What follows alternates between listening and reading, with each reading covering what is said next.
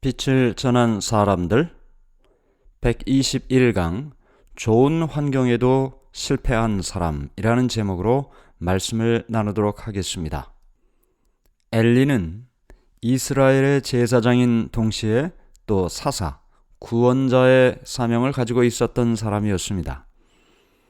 그는 하나님의 백성 이스라엘 사람들 가운데에서 가장 높고 또 가장 중요한 책임을 가지고 있었던 사람이죠. 그는 거룩한 제사장 직분과 또 최고의 재판권을 가지고 있었습니다.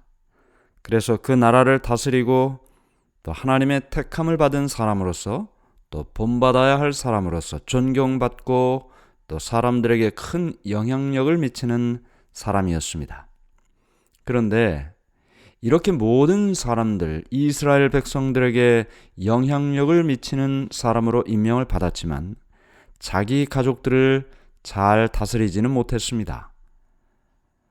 엘리는 자기 자녀들을 너무 귀여워했습니다. 아버지로서 자녀를 귀여워했다. 이것은 모두가 다 공통된 일이 되겠죠. 그런데 너무 자녀들을 귀여워한 나머지 그들을 올바른 방향으로 지도하고 가르치는 일을 제대로 하지 못했던 것입니다. 엘리는 자녀들을 나무라거나 또는 때로 꾸중을 하는 일을 하질 않았습니다. 그들의 뜻을 언제나 따르기만 했죠. 그들이 원하는 일이면 무엇이든지 다 들어주는 그런 아버지였습니다. 자녀들을 교육하는 일, 그것을 귀중하게 생각하지 않았다는 것입니다. 이스라엘의 제사장이요 또 사사였던 엘리는 하나님께서 그에게 선물로 주신 그 자녀들을 잘 다스리고 그들을 교육하고 또 때로는 교정하는 그런 책임을 제대로 이행하지 못했습니다. 그가 그렇게 해야 되는 사실을 몰랐던 것은 아니었습니다. 그렇게 해야 되는 것을 잘 알고 있었죠. 그러나 그 일을 실천하지는 않았습니다. 엘리는 이런 자신의 태도가 또 자신의 교육 방법이 앞으로 어떤 결과를 가져올지에 대해서 전혀 생각하지 못했습니다. 그래서 그 자녀들에게 원하는 대로 무엇이든지 하도록 했고 그도 또 그렇게 해주었습니다. 그 모든 일들이 하나님께 대한 봉사, 하나님을 향하여 어떻게 살아가야 하는지 이런 일을 교육하는 일은 제대로 하지를 못했던 것입니다. 비록 그가 제사장이었지만 제사장으로서 자녀들의 교육을 실패했다는 사실은 우리에게 큰 교훈을 주는 것입니다. 하나님께서는 아브라함에 대하여 이렇게 이야기를 하셨습니다. 창세기 18장 19절 그 자식과 권속에게 명하여 여호와의 도를 지켜 의와 공도를 행하게 하라. 자식에게 또 그에게 속한 모든 사람에게 하나님을 어떻게 경배하고 지키고 살아야 할지를 가르치라고 했습니다. 그러나 엘리는 자신이 그 자녀들을 가르치고 또 그들에게 선한 영향력을 미치질 않고 그들 스스로 자기 스스로 자기를 지배하도록 방임했습니다. 아버지는 자녀들의 종이 되었습니다. 그래서 이 아들들이 하나님을 향해 또는 부모의 말씀에 순종하는 자녀로 성장하지 않은 것입니다. 뚜렷하게 범죄의 모습이 나타나게 되었습니다. 작았던 그들의 죄가 점점 더 커지게 된 것이죠. 그들은 하나님에 대하여 또 하나님의 율법에 대하여 바른 생각을 가지고 있질 않았습니다. 하나님께 예배 드리는 일, 그들에게 특별한 일이 되지 않았습니다. 제사장의 아들로서 성소에서 어린 시절을 보냈으니 이 성소 봉사는 너무나 익숙한 일이었습니다. 그러나 그것이 얼마나 경건하고 얼마나 엄숙하고 얼마나 중요한지에 대해서는 느끼질 못했습니다. 아버지, 이 엘리는 그들의 잘못된 모습을 보면서도 그들의 잘못을 바로잡지도 않았고 또 성소 봉사에 대한 그들의 잘못된 말과 행동들, 하나님께서 거룩하게 여기시는 일들에 대하여 불경건하게 하는 모든 일들을 고쳐주지도 않았던 것입니다. 결국 이와 같은 일들은 그들이 어른이 되었을 때 큰 문제로 나타나게 됐던 것입니다.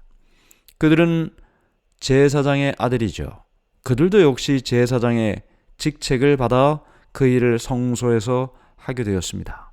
그러나 우리가 지금 이야기한 것처럼 아무도 그들이 제사장의 직책을 잘 수행할 것이라고 생각하는 사람이 없었습니다. 왜냐하면 그들은 그 일에 너무 적합하지 않은 사람으로 인정되었기 때문입니다.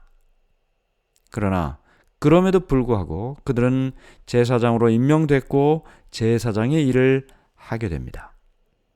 성경에 보면 하나님께서 제사를 드리는 일, 백성들이 죄를 용서받기 위하여 성소에 나와 희생제물을 드리고 하나님께 제사를 드리는 모든 일들이 엄숙하게 법도에 따라 진행되도록 말씀하셨습니다. 특별한 지시가 주어졌습니다. 그런데 이 엘리의 제사장들은 하나님께서 말씀하신 그 예배의 법칙들, 그 권위를 무시했습니다. 엄숙한 방법으로 진행되어야 할 그 모든 제사의 예법들이 무시되었습니다.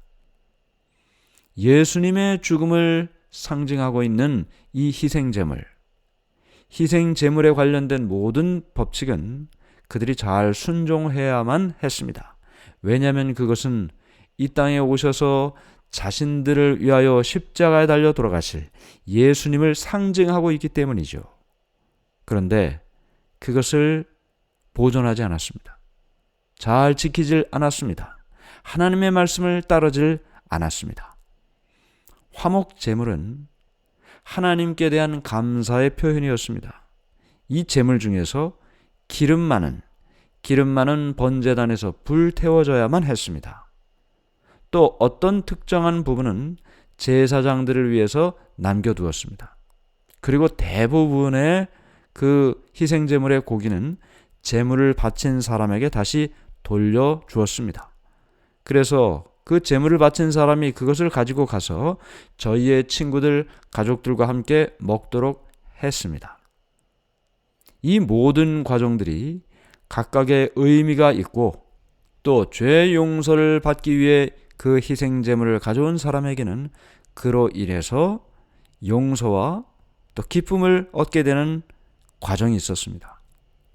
그래서 사람들은 감사와 믿음의 마음을 가지고 세상 죄를 지고 가실 그 어린 양, 예수님을 상징하는 어린 양을 가지고 성소에 와서 제사를 드렸던 것입니다. 그런데 그런 모든 과정들을 이기적인 엘리의 아들들은 다 망가뜨렸습니다. 이 모든 엄숙하고 경건한 제사와 예배의 과정은 이 두 사람의 자기의 이기심을 채우는 과정으로 다 바뀌었습니다. 그래서 화목제물 중에 그들에게 일부분만 배당이 됐는데 제사장 몫이 있어요. 그런데 그들은 그것으로 만족하지 않았습니다. 희생제물의 고기를 더 많이 요구를 했습니다. 연중 절기 때마다 많은 사람들이 제물을 가지고 왔어요. 화목제물이 드려졌습니다. 그런데 이 모든 것 중에 제사장의 몫으로 남겨져야 할 부분보다 더 많은 것을 그들은 요구했던 것입니다. 또 기름을 제단에서 태워야 되는데 그것을 태울 때까지 기다리지도 않았습니다.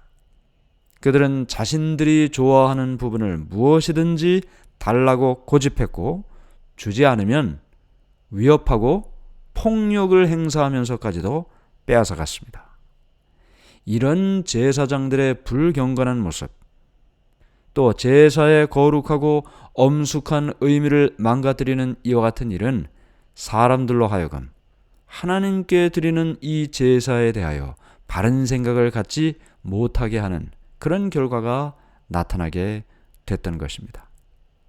또한 이 자격 없는 제사장들 때문에 하나님의 율법을 범하고 또 제사장으로서는 마땅히 행해야 할 그 일을 행하지 않고 사람들로부터 손가락질 받는 그와 같은 일을 행하는 모습 속에서 하나님의 성막은 더럽혀지게 됐던 것입니다.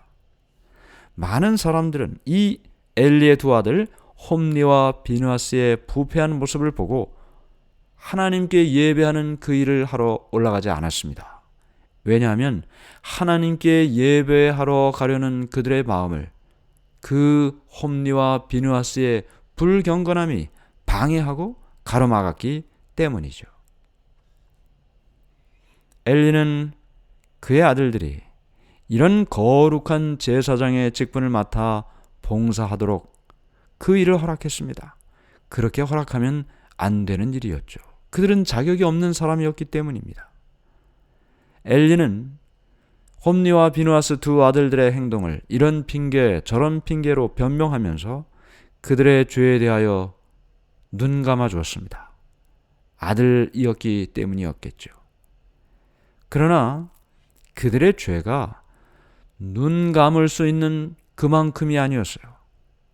모든 사람들은 그 제사장 직분을 수행하고 있는 엘리의 두 아들 홈리와 비느하스 때문에 너무나 불평이 많았고 분노가 많았습니다. 대제사장 엘리는 제사장으로서 또 아버지로서 슬퍼하고 괴로워했습니다. 더 이상 침묵할 수가 없었습니다. 그래서 아들들에게 이야기를 합니다. 그러나 이 두 아들들은 아버지가 자신들 때문에 슬퍼하고 걱정하고 염려하고 하는 것을 듣고 보면서도 그 아버지의 마음에 대하여 아무런 마음의 울림이 없었습니다. 그들의 마음은 이미 너무나 딱딱해져 있었죠. 아무런 감동도 받지 못했습니다. 아버지의 부드러운 훈계도 받아들이지 않았습니다. 죄에 대하여 경고를 받았지만 그들의 행동은 아무런 변화가 없었습니다. 만일 엘리가 그들의 아들 이 홈리와 비느하스를 공정하게 다뤘다면 그들은 제사장 직분에서 마땅히 파면되고 사형에 처해졌을 것입니다. 그들이 이 두 아들들이 공개적으로 그렇게 망신을 당하고 정죄를 당하는 것이 두려웠던 아버지 엘리는 그냥 그들을 내버려 뒀던 것입니다. 우리는 우리 주위에 일어나는 모든 일들, 가까운 가족들에게 일어나는 모든 일들, 그들이 점점 죄로 인해서 하나님으로부터 멀어져가는 그런 모습 속에서 눈 감고 가만히 있는 것이 과연 바른 길인가? 엘리와 그의 아들들의 모습에서 우리는 생각하게 되는 것입니다. 그런데 이스라엘의 사사가 엘리가 아버지로서 제사장으로서 지도자로서 구원자로서 그의 책임을 이행하지 않을 때 하나님께서 직접 그 일을 처리하셨습니다. 사무엘상 2장 27절부터 30절. 하나님의 사람이 엘리에게 와서 그에게 이르되 여호와의 말씀에 너희 조상의 집이 애굽에서 바로의 집에 속하였을 때에 내가 그들에게 나타나지 아니하였느냐. 이스라엘 모든 지파 중에서 내가 그를 택하여 내 제사장으로 삼아 그가 내 제단에 올라 분향하며 내 앞에서 에봇을 입게 하지 아니하였느냐. 이스라엘 자손이 드리는 모든 화제를 내가 내 조상의 집에 주지 아니하였느냐. 너희는 어찌하여 내가 내 처소에서 명령한 내 제물과 예물을 밟으며 내 아들들을 나보다 더 중히 여기어 내 백성 이스라엘이 드리는 가장 좋은 것으로 너희들을 살찌게 하느냐. 그러므로 이스라엘의 하나님 나 여호와가 말하노라. 내가 전에 내 집과 내 조상의 집이 내 앞에 영원히 행하리라 하였으나 이제 나 여호와가 말하노니 결단코 그렇게 하지 아니하리라. 나를 존중히 여기는 자를 내가 존중히 여기고 나를 멸시하는 자를 내가 경멸하리라. 하나님께서 그들에게 복을 주셨습니다. 하나님의 집을 책임 맡은 직책을 주셨습니다. 제사장 직분을 주셨습니다. 그런데 그들이 하나님께로부터 이렇게 사명을 받고 또 그로 인한 축복도 주셨음에도 불구하고 홈리와 비느하스, 엘리의 두 아들들이 하나님께서 주신 그 사명을 이행하지 못할 뿐만 아니라 오히려 하나님께 나오는 사람을 가로막고 있을 때 하나님께서는 그것을 그냥 보고만 있지 않으셨던 것입니다. 특별히 나를 존중히 여기는 자를 내가 존중히 여기고 나를 멸시하는 자를 내가 경멸하리라 한 이 말씀은 우리에게 하나님을 향하여 어떻게 살아가야 할지를 말씀해 주시는 것입니다. 사무엘상 2장 34절 35절 내 두 아들 홈리와 비느하스가 한날에 죽으리니 그 둘이 당할 그 일이 내게 표징이 되리라. 내가 나를 위하여 충실한 제사장을 일으키리니 그 사람은 내 마음 내 뜻대로 행할 것이라.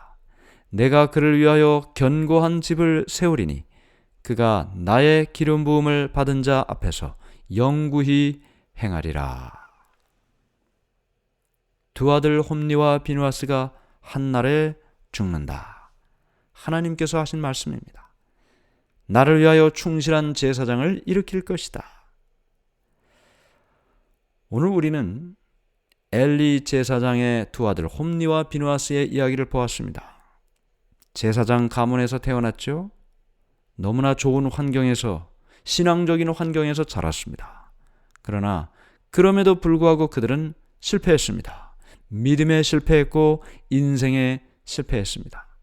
아무리 좋은 환경에서 태어나 산다 할지라도 자신이 하나님께 충실한 삶을 살지 않으면 좋은 환경에서 태어나도 좋은 환경에 좋은 인생을 살질 못하는 것입니다.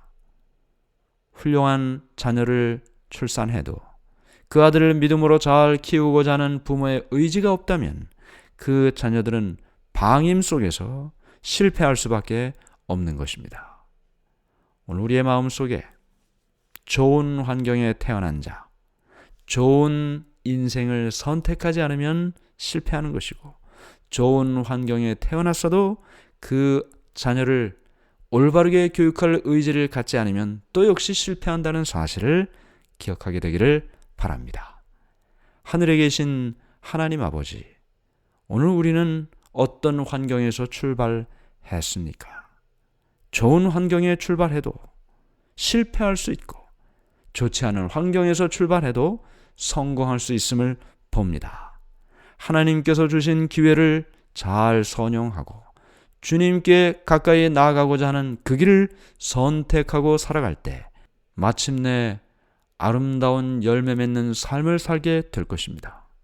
우리의 삶이 주님 안에서 성장하는 삶이 되도록 인도해 주시옵기를 예수님 이름으로 기도드리옵나이다. 아멘.